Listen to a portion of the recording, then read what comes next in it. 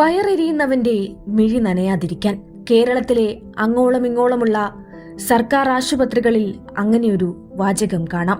ഏത് കോരിച്ചൊരിയുന്ന മഴയിലും പൊള്ളുന്ന വെയിലിലും ആ എഴുത്തിനരികെ ഒരു പറ്റം സാധാരണക്കാരായ മനുഷ്യരുണ്ടാകും. അവരുടെ വിശപ്പകറ്റാൻ ഒരു പറ്റം ചെറുപ്പക്കാർ എത്തുമെന്ന പ്രതീക്ഷയിൽ. ആ പ്രതീക്ഷ ഡിവൈഎഫ്ഐ എന്ന സംഘടന ഇതുവരെയും തെറ്റിച്ചിട്ടില്ല. ഓരോ രാവ് പുലരുമ്പോഴും ഇന്നേ വരെ കണ്ടിട്ടില്ലാത്ത, അവരുടെ ജീവിതത്തെ ഒരിക്കൽ പോലും സ്വാധീനിച്ചിട്ടില്ലാത്ത ഒരുപാട് പേർക്കായി ഓരോ വീടുകളിലും പൊതിച്ചോർ തയ്യാറാകുന്നുണ്ടാകും.